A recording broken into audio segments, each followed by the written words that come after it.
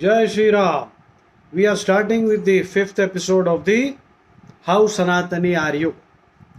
And this is a wonderful straw hat. Okay. Khas roots. Perhaps made in Maharashtra. So during summertime you can wet it and put it on your head. It will keep you cool. Like a true Sanatani. See, if you are a true Hindu, your patience will be infinite. Of course, you will do what is necessary. When you are dealing with a snake or a viper, I already talked about that. Unless you are a snake catcher, you have to kill that fellow. That snake will kill you otherwise, right? So, there's no point of ahimsa there. So, but you have to be cool. Never lose your temper. There's absolutely never lose your composure. Never lose your composure. But sometimes pretend to be angry because maybe in that situation, in certain situations, if you pretend to be angry, it might work.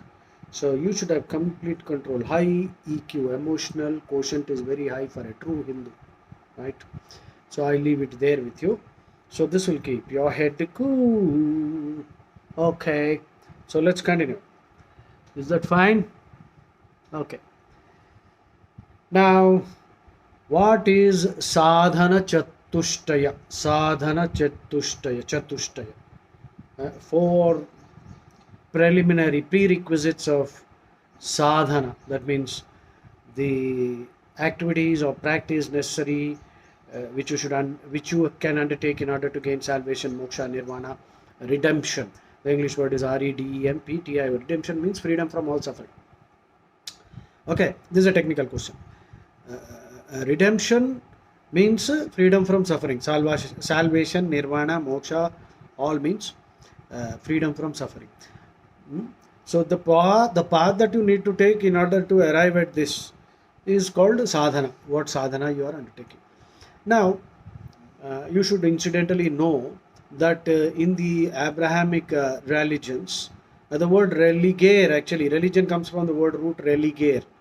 Religare means to bring together. R-E-L-I-G-A-R-E. But is it bringing together? No. In Christianity, there are more than 40,000 denominations or sects, S-E-C-T.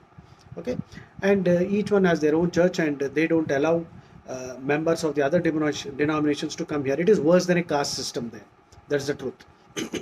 And in Islam, there are 72 denominations mentioned in the Quran itself, and each one feels that the others are all kafirs or infidels and who have to be killed because they are the only ones who are right. And actually, unless the whole world becomes Muslim, that is, and also their own denomination, then Qiyamah will not come, and that is the, Qiyamah is the day of judgment, and what we call is Pralaya in Puranas is there.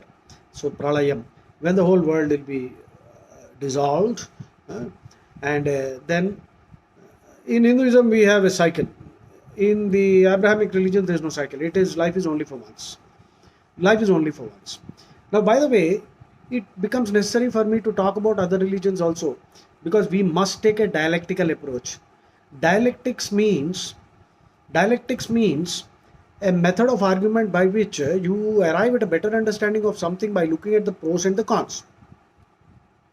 In the parliament, we are supposed to have a dialectical process, but unfortunately, we have too many parliamentarians who don't understand what is a decent debate.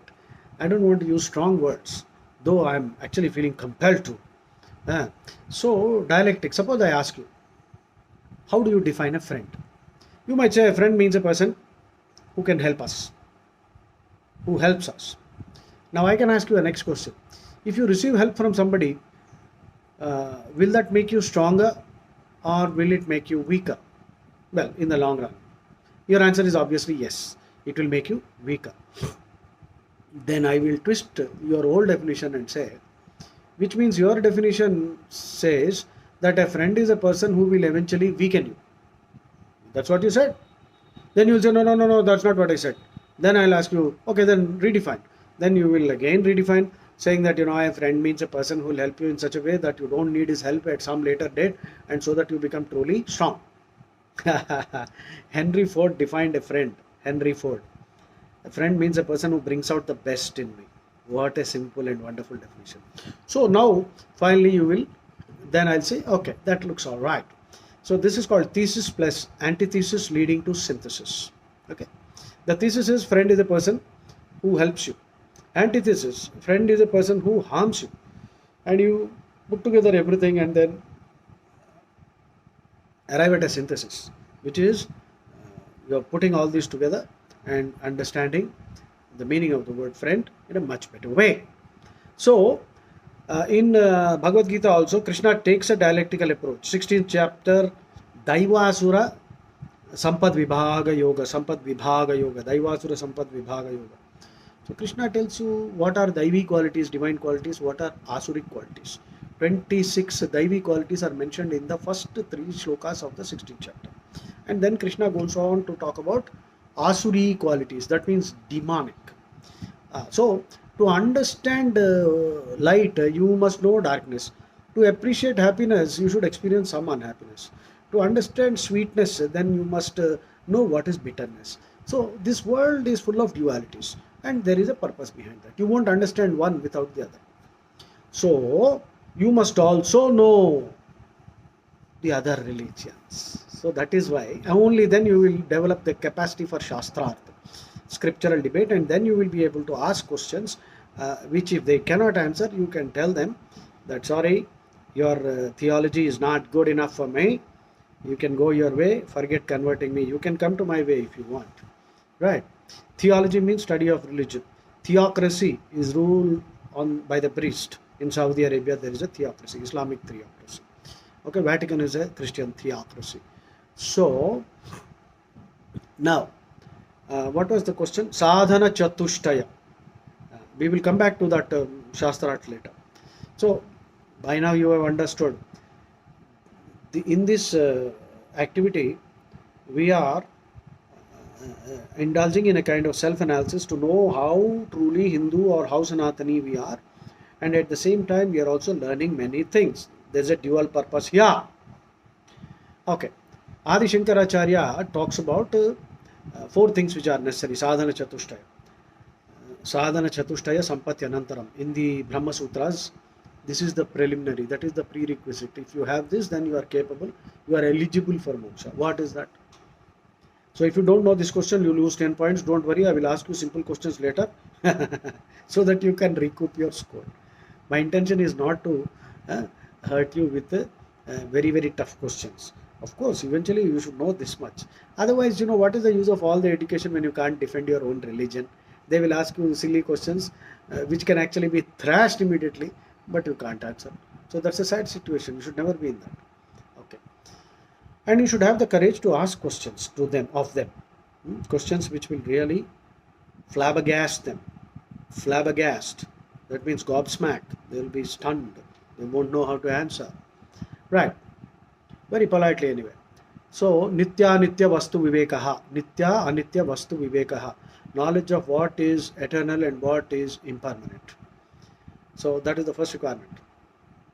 If you don't understand what is Nitya Anitya Vastu Vivekaha, that's the first requirement. Second is Ihamutra Phalabhoga Viragaha. That means the willingness to sacrifice, give up the rewards to enjoy everything in this world, and then that lust for heavenly pleasures. Are you ready to give them up? You should be mentally ready to give them. You can't be working for the rewards. Okay. Ihamutra Phalabhoga Viragaha. Shama Damadi Shatka Sampatti. Shama Dama Adi Shatka Sampatti. These are 6 Sampatti. That means wealth which you must have as a Hindu. What are they? Shama means tranquility, mind control. Dama means sense control. Like a tortoise, you see, Krishna uses the analogy of a tortoise. Yada samharate chayam kurmongani va sarvashaha indriyani indriyarthebhyas tasya prajna pratishtita. That means whenever, what a tortoise does? Whenever there is any threat, the tortoise will pull its limbs inside. So Krishna uses the same analogy. 2.56, second chapter, 56 shloka. Yada samharate chayam kurmongani va sarvashah indriyani indriyarthebhyas tasya prajna pratishtita. Such a person is prajna, that means really wise. So when temptations occur, you should be willing to withdraw your senses. Otherwise, the senses will carry you away. You will be like a boat that can be carried away by a turbulent wind. That is another analogy Krishna uses in the Bhagavad Gita. So, Shama, Dhamma is self-control, and then Uparati.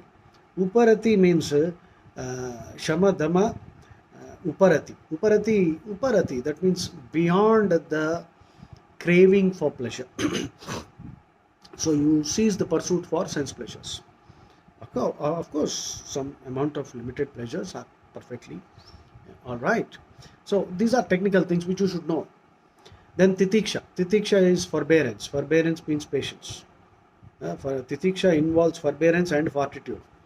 In English, we have two words: forbearance, patience, especially in the time of difficulties, trouble. Hinduism will not condone suicide. If you commit suicide, if anybody commits suicide, then they will be subjected to the worst kind of hell, and they will have to come back. No escaping. You cannot escape. So, suicide is not at all a solution for anything. Okay. Titiksha, forbearance and fortitude. Fortitude. Fortitude is an English word which means courage. Your mind should be like a fort. Things come and go. Nothing is permanent in this world. This world is called Ashwatha. Ashwatha means the people tree. 15th chapter, Krishna says that this whole world is like an Ashwatha tree. The word Ashwatha in Sanskrit means that which will not remain the same tomorrow. So this is constantly changing. So this too will pass away. This too will pass away. So don't let anything disturb you to such an extent that you become depressed. No question. ABC of Hinduism is always be cheerful. Okay. Titiksha, I explained, which is forbearance plus fortitude. And Shraddha. Now, Shraddha is faith, not blind faith. Faith which is based on rationality. You trust your mother, right? You trust your parents because they will give up their life for you. Hindu parents are like that. So Shraddha is a rational faith, not blind, dumb faith. And Samadhana, concentration, the ability to concentrate. That's why I said get yourself these earmuffs and all that. And so, and mumukshatvam is the last one. Nitya nitya vastu vivekaha, ihamutra phalabhoga viragaha, shamadamadi shatka sampatti, mumukshatvam. Mumukshatvam means the eligibility for or the intense desire for salvation. In Hinduism, salvation means getting out of this cycle of birth and death. In Buddhism also it is the same. Buddhism has many flaws and fallacies. I will discuss that later. You must learn about all that too. So the concept of salvation varies. In Hinduism, Buddhism, Jainism, Sikhism. The other three are sister religions or daughter religions because they emanated out of Hinduism only. Buddhism has some serious flaws. I will discuss that later. You must know. And the fallacies and flaws of other religions also you should know. Only then you will be able to resist their attempts at trying to convert you. I have been offered $1 million to convert. I still have the emails. But whenever I had any kind of this interaction, I asked them so many questions that they were shocked, and some people even complimented me that you seem to be knowing more about our religion than us. Okay, so I'll bring you to that level, don't worry. Now, in Hinduism, salvation means getting out of this continuous cycle of birth and death. Chaurasi yoni, 84 lakh wombs are there. You could be born in any one of them depending on your karma. That's the dogma of Hinduism, which is a good dogma actually, I told you. So I can't prove it. That's a good dogma, reincarnation, all these things are there.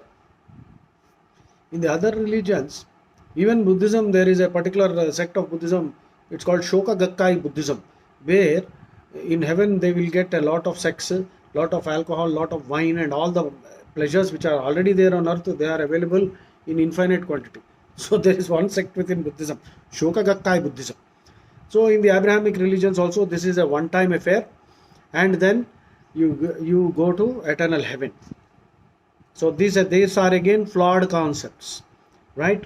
If it is a one-time affair, then we can ask them actually a lot of why are some people born blind, some people born in poor families, some in rich families. They can't give you any answer. Hinduism gives you a simple answer. It is the karma theory. He must have done some sins. That is why he is born now like this. Why are some people born blind? Well, they would have, tried to peep. These are all dogmas again. But these dogmas, that is, lot of shastras are there which try to give you a solution. If you commit this kind of a sin, I already told you, let's not use this kind of a papa. Those who try to peep and secretly indulge in voyeurism. Now, voyeurism means deriving pleasure by watching others. So, while other people's wives are bathing, that fellow will be born blind. Okay. Now, whether that is true or not, let's leave that aside. Why are some people born lame? He must have kicked some holy object, destroyed some idol, and then he will be born lame because that is the dogma. Okay. Now I can't prove it, but nevertheless, that is why you see in Hinduism, when we get up, we have a prayer. When we put our feet on the Mother Earth, we pray. What is that prayer? Just a minute, I'll try to recollect it. What is that prayer?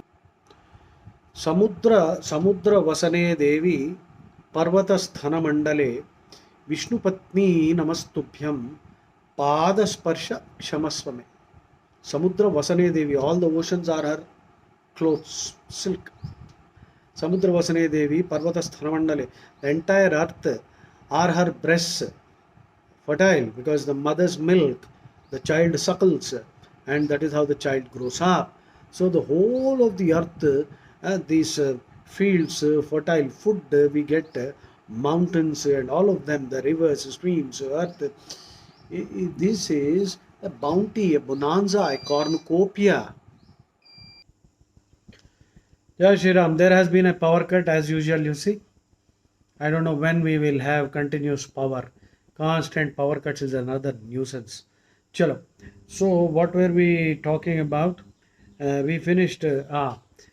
In other religions, eternal hell. Eternal hell is boring because if you continuously have too much of a good thing, you'll get bored with that. The English word is cloyed, Cloyed. Cloyed means distaste due to excessive sweetness, or blase, blase, blase, a blase expression in the face, the eyes with a glazed expression. Blase means loss of interest due to overexposure. So too much of a good thing, you will get bored with it. So this is just the beginning. If I start bombarding them with questions, well, they will not know where to hide. But of course, they will file cases against me. So therefore, we have to be careful. So we need to understand Shastrartha too. We have to learn. Right? Now we finished sadhana chatushtaya. That took us quite a lot of time. Remember, Hinduism is so vast. I'm trying my best to summarize everything so that you get to learn all that you should have learnt by now. Thank our education system. We were Hindus have been made to forget everything. Okay. Next question is, if you are a Hindu, can you resist temptations and allurements? No, then you lose. So who's that fellow Oscar Wilde? He said, I can resist anything except temptations. Very smart. Which means you cannot resist anything. Right? I can resist everything except temptations. Wonderfully said. So Oscar Wilde was a great writer, no doubt. By saying his quotes are so good, they'll give you tremendous insights into human nature and into the world. So your eyes should become like a guna meter. Can you guess what the word guna meter means? Krishna says in the Bhagavad Gita that the whole world, in not only the world, the entire creation, whatever created worlds are there, everything is under the grip of the three gunas, sattva, rajas, tamas.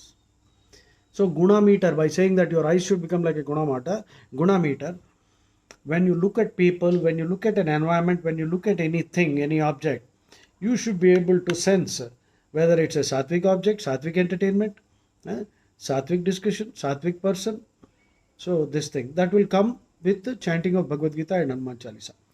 So spiritual destiny. These are words and phrases which I want you to learn so that when you deliver talks, you should use these words. Do you understand the concept of spiritual destiny?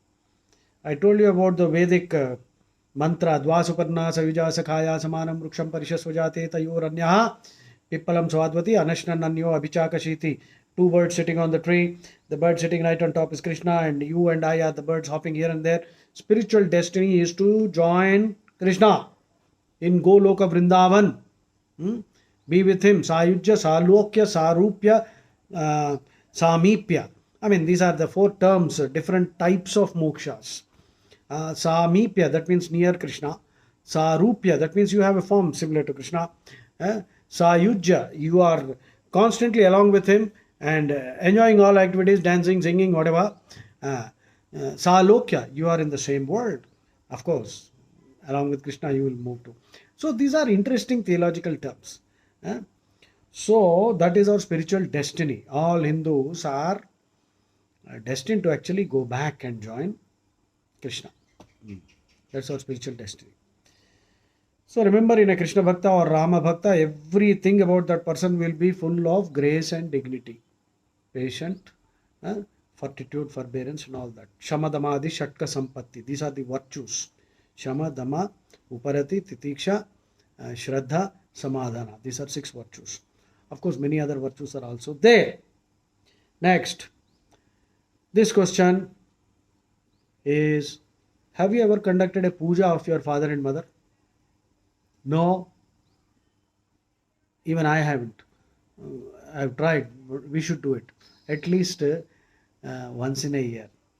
You should do a small puja. Get a Brahmin. He will tell you what all mantras can be chanted. And do a puja of your father and mother. That's all. I don't want to talk too much about it. You are smart enough to find out how we should go about doing that. Okay. Who's your Ishta Devata? Have you decided? Ishta Devata. So please read Vishwarupa Sandarshana Yoga, Vibhuti Yoga in the 10th chapter is Vibhuti. So Krishna talks about all his forms.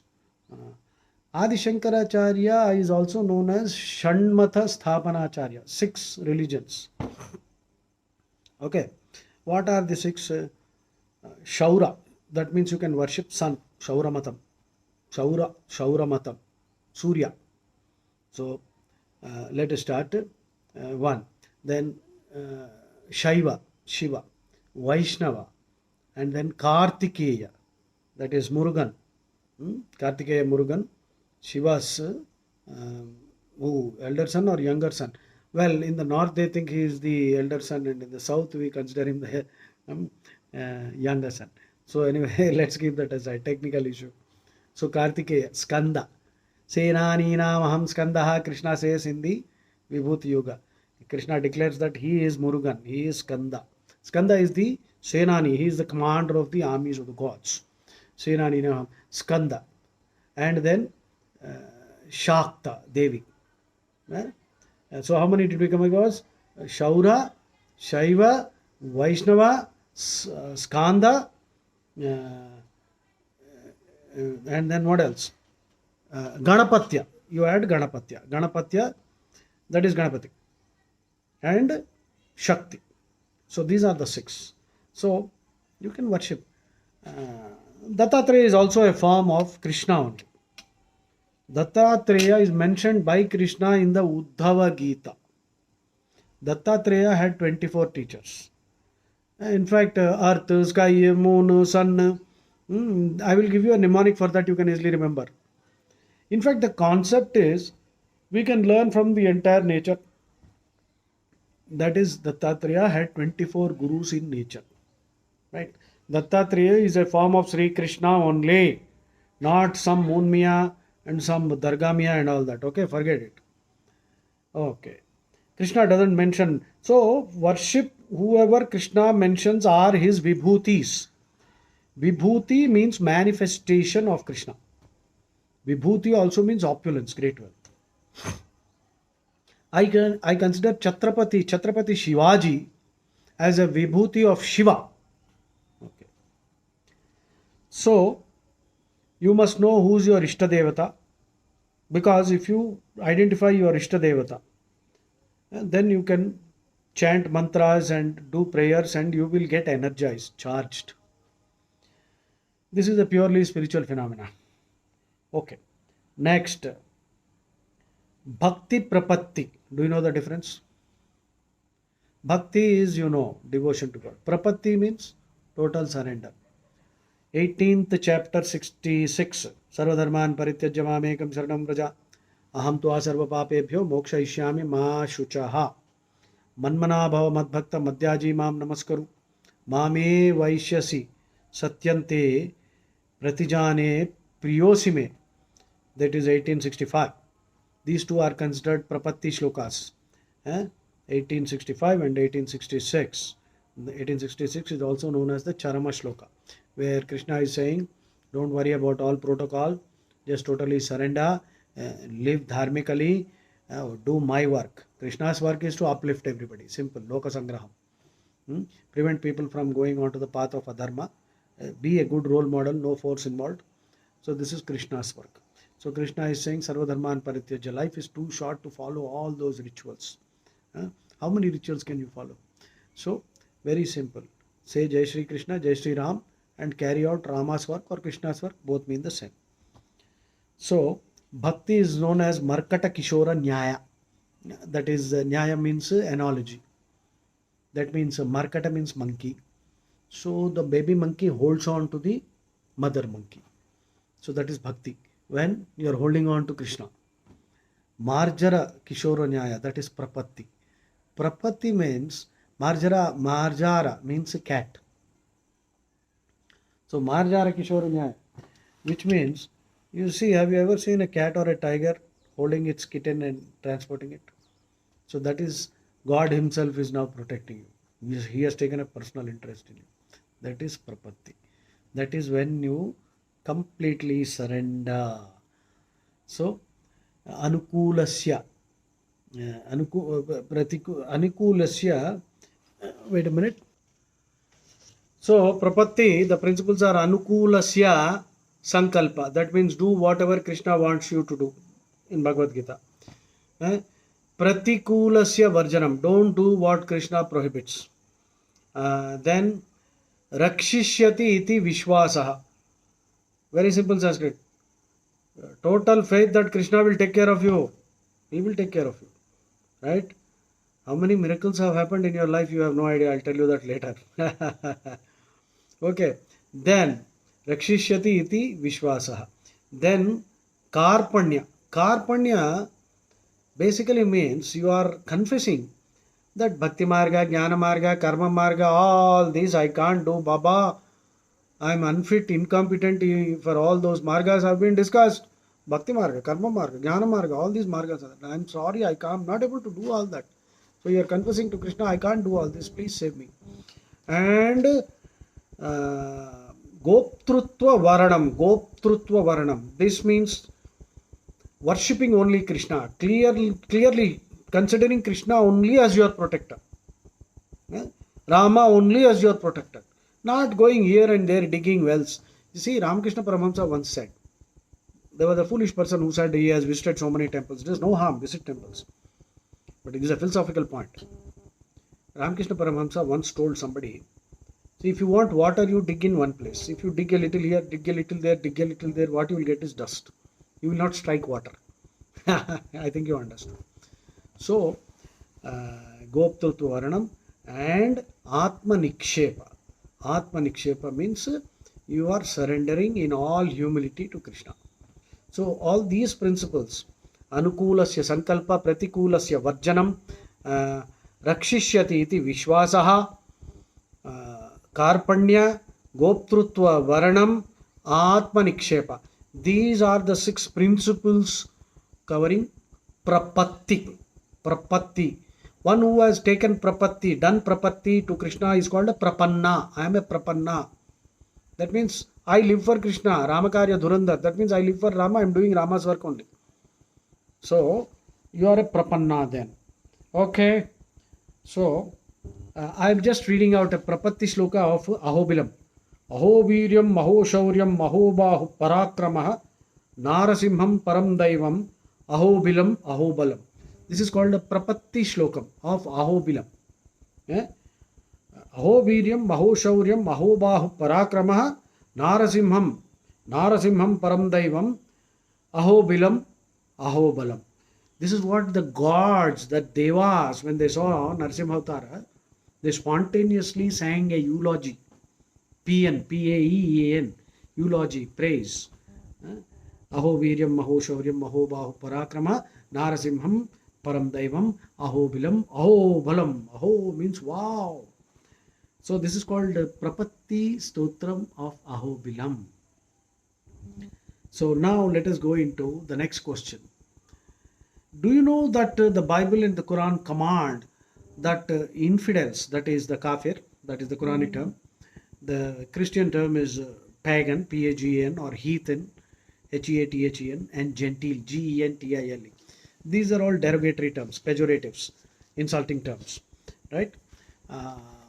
Well, heathen, pagan, gentile.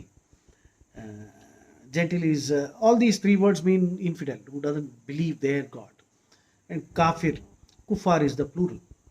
And the Bible and the Quran are very clear. They say either these people must be converted or they must be killed. And this is the truth. Though they will try to deny it, if you can, I will give you the sections, numbers and all that later. In the Bible, there are so many passages. Deuteronomy 13.6 to 12. Deuteronomy. Deuteronomy 13.6 to 13. So please go to Google and type that. So, and 9.5 Holy Quran, 9.29. There are 165 jihad verses. Okay. So that is also there. So do you know that?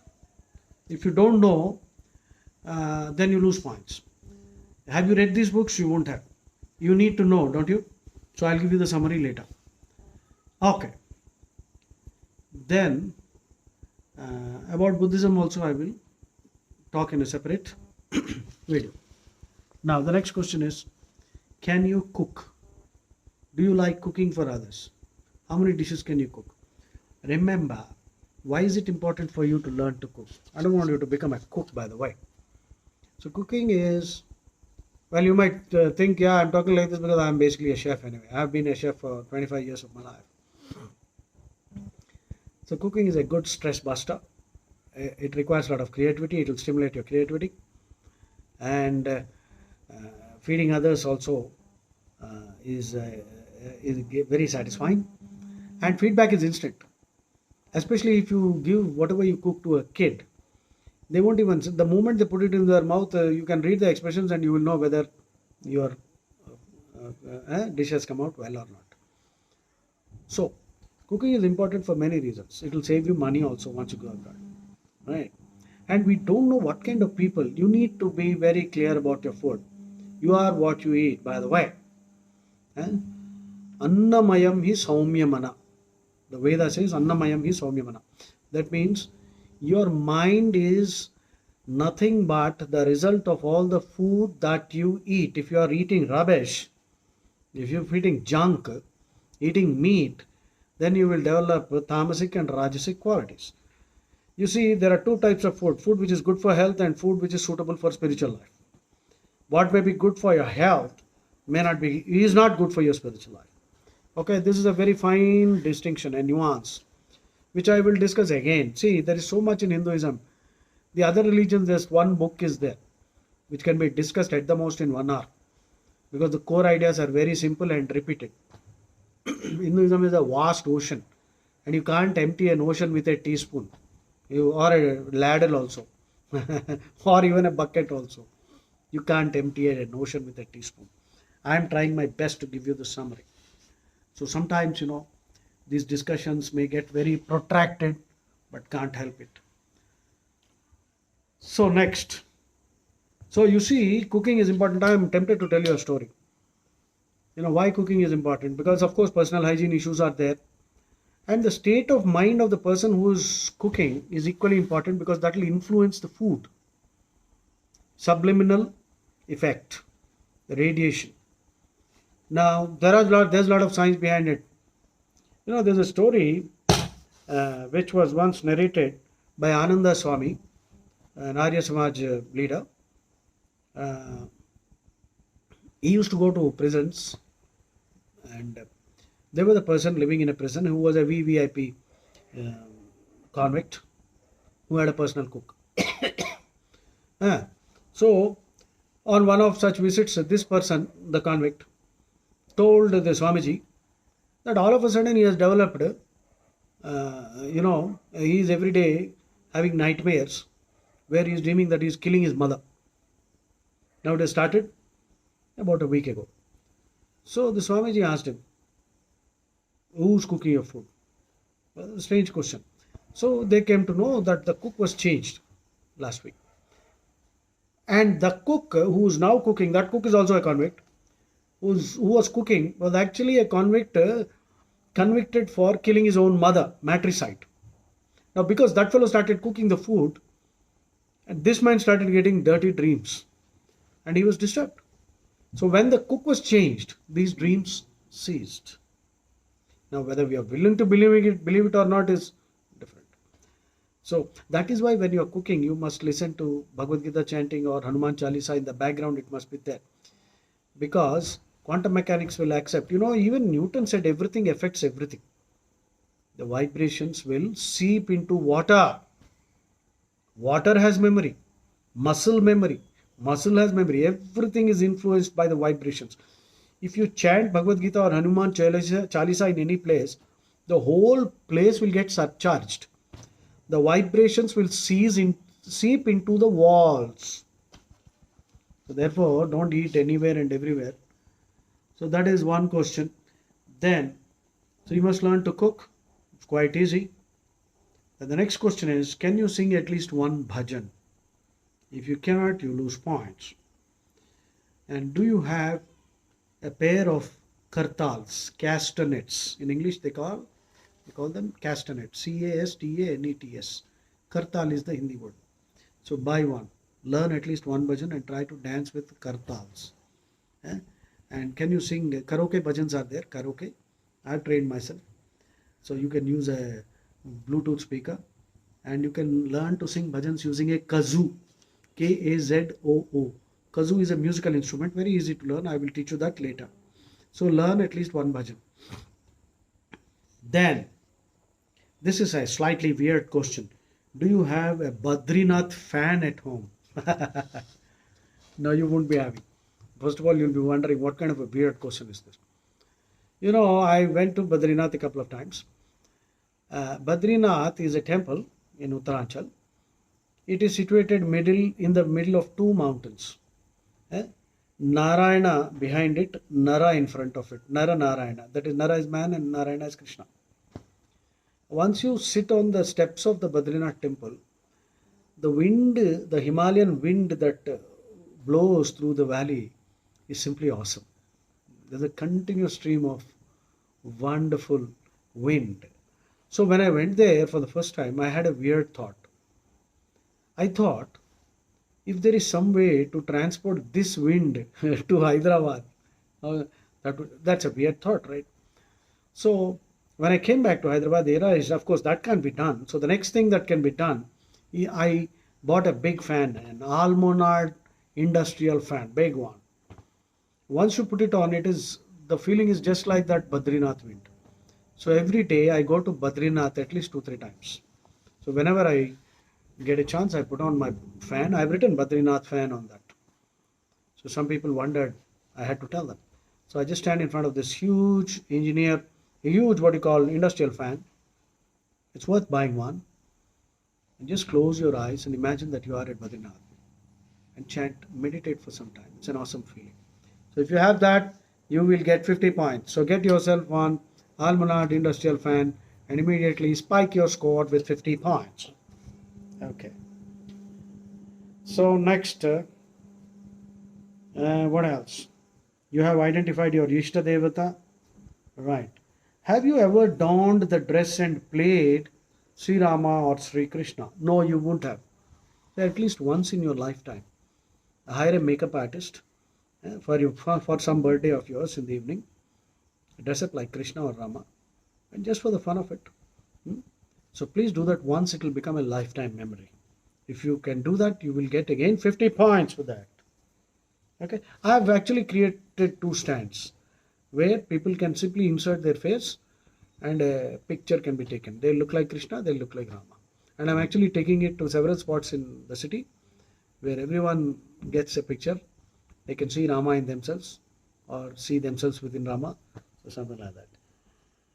So I'll stop this here. The track has become pretty long. We will pick up later. This is How Sanatani Are You, the fifth track. I hope you are making notes and I hope you will also make suggestions because together we are going to make a book that will rock the world. We will rock you. You know, Queen, it's a nice, lovely song. Jai Shri Ram. See you later in the sixth episode.